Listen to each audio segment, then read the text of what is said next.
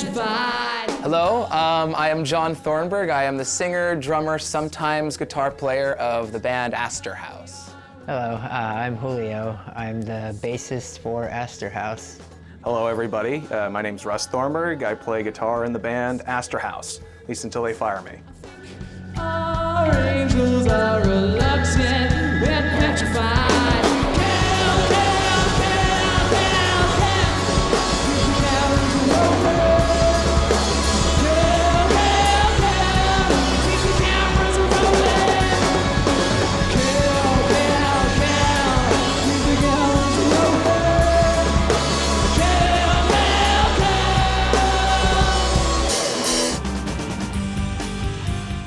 Tonight on Band in Seattle, local three-piece Asterhouse will rock your socks off. Trust us, you won't want to miss this one.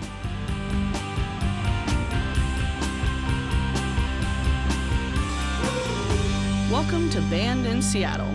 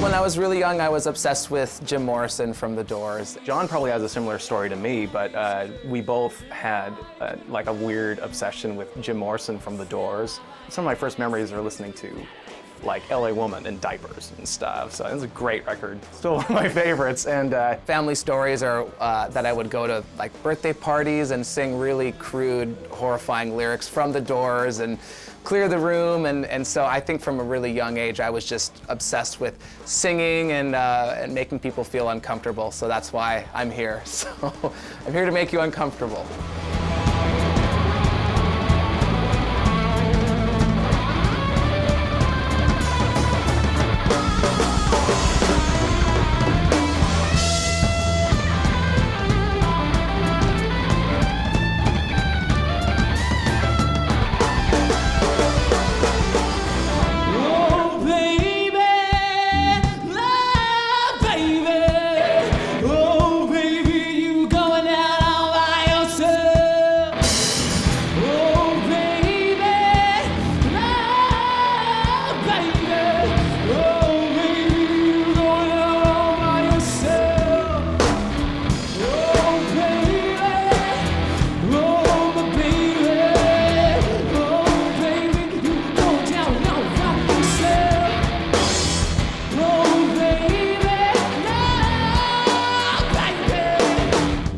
You know, me and my brother like to joke that it all started when we were born, right? Because, you know, we, growing up, we'd always write songs together. And so I think, you know, through the years, me and him have been in different bands, but we're doomed to be together. John and I together played our first show when I was in 3rd grade.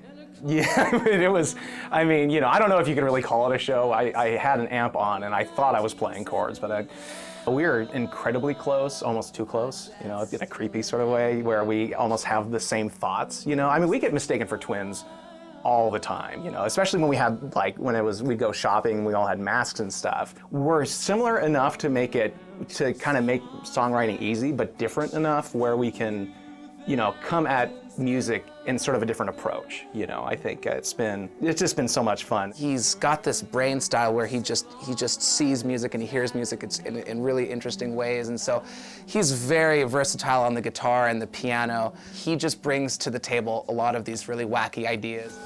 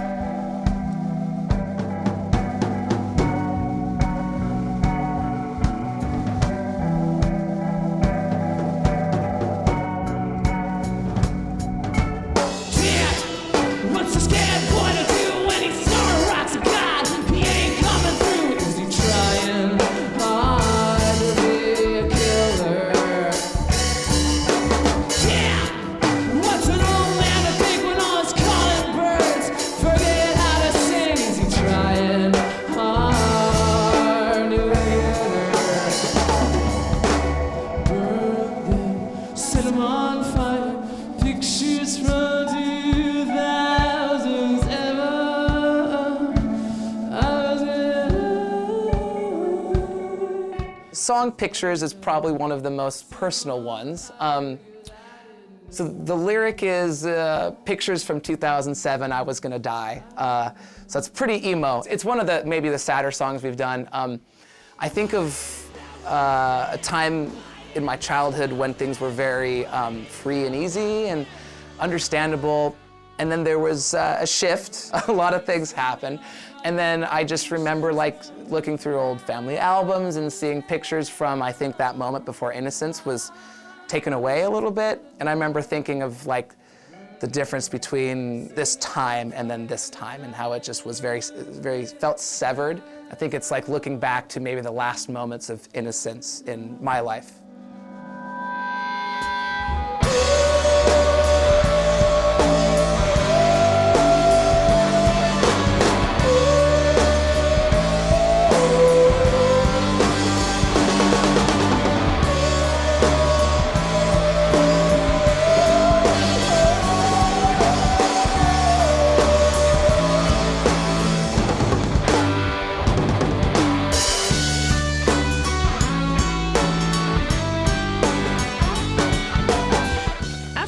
Discover more about Asterhouse.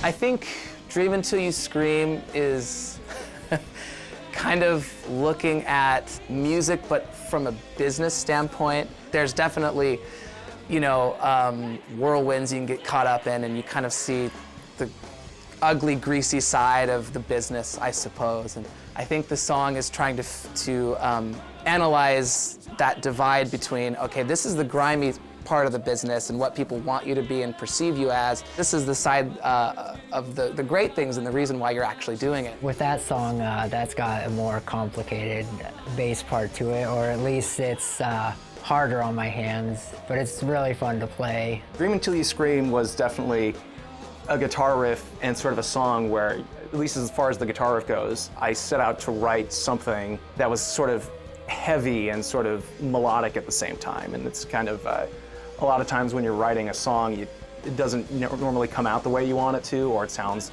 a lot worse than you intended it to sound. So this came out exactly how I wanted it to, which is really exciting and fun.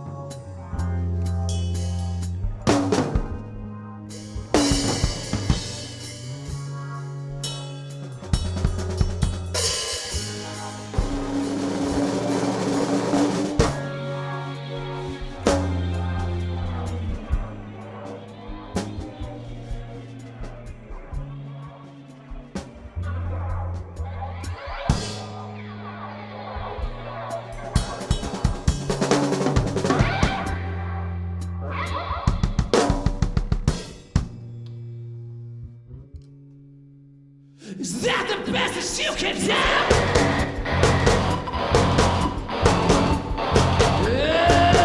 that the best that you can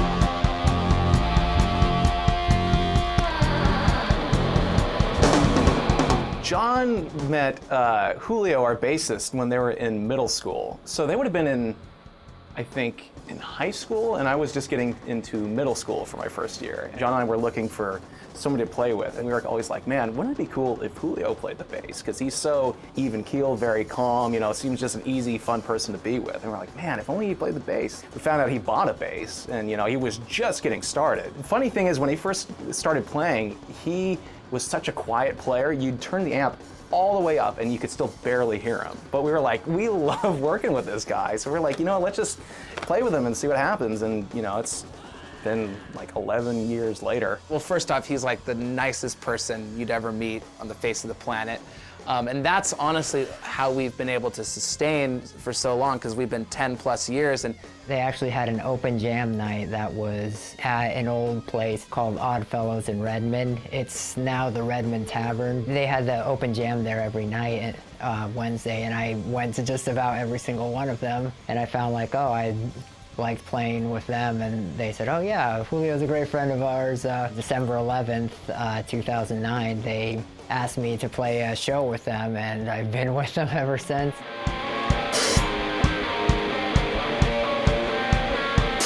I gazed into the eyes of never, forgotten in the eyes of forever.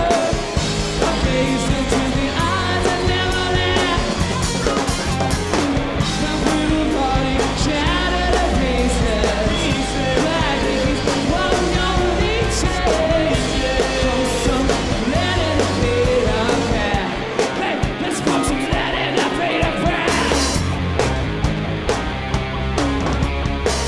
When we return, find out more about Asterhouse. Dead to me, dead to me, I gave it to the blame that father. Dead to me, and dead to the boat rock star. Dead to me, and living fools. Dead to me, and dead to the name dropping vampires. Don't go in soon. I wanna feel my soul. Are you sick of who are?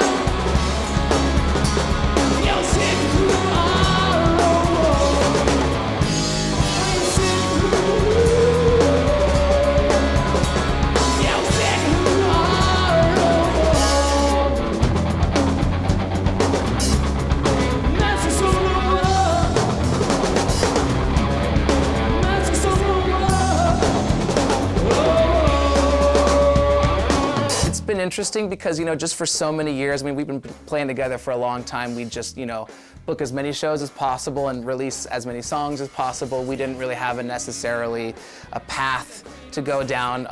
But yeah, when the pandemic hit, it was really interesting because, obviously everything just came to a screeching halt. And what we actually started doing is we were working before the pandemic on a little kind of celebratory film because we had been playing together for about 10 years, and we were gathering all this footage of venue owners and musicians that we played with, and we were just going to make something really pointless and dumb.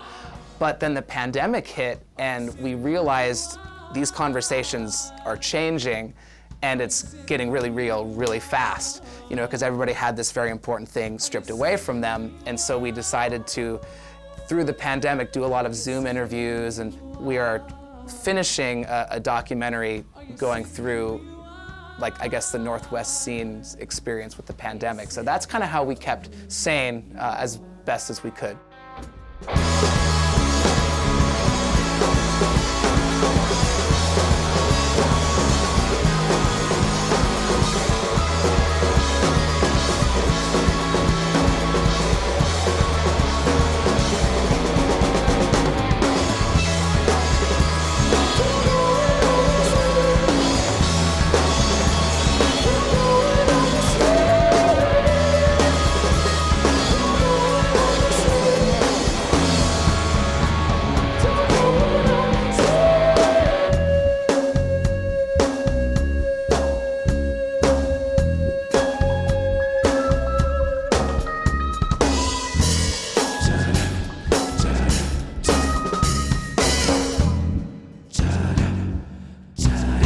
Over the years, we've trained ourselves and have more of a different outlook on life to just say, hey, let's just enjoy what we have.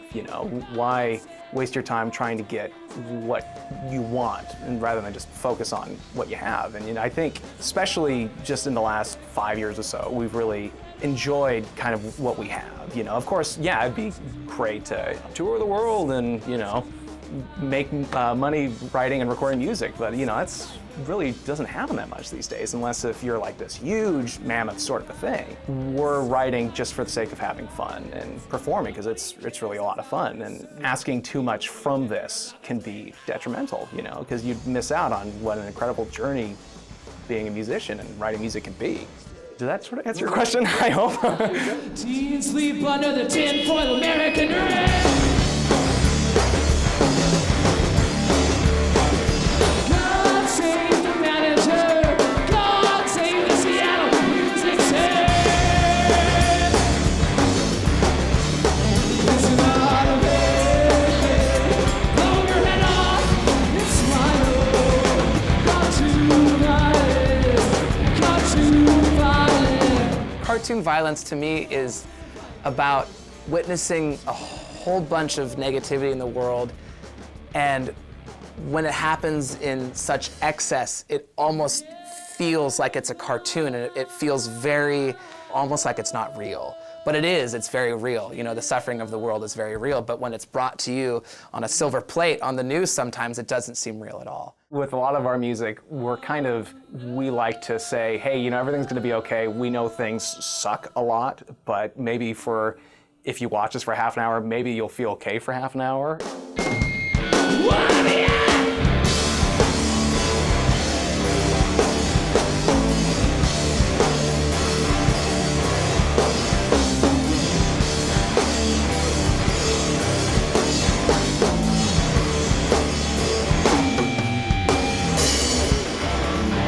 I'm not afraid. Not afraid. I'm not afraid of you. I'm not afraid. When the shows work out really well, I can only describe it as I'm kind of hovering above myself, because I think there's a million things going on that I physically can't process. I used to have panic attacks before shows, after show. I used to throw up. I actually hated playing shows for a long time, but I knew there was something so deep inside of me that really wanted to make it happen. And so I had to spend years finding that safe space on stage. Even though a lot of the times I was very uncomfortable, I just had to keep going. I had to come back. Jesus Christ is out of the TV, so they use her for everything that's wrong with her.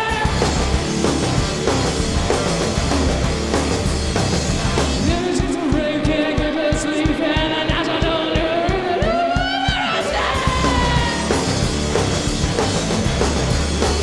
It's not working. Throw your head off the spiral. Not tonight, not tonight. Little close and vital. Right now.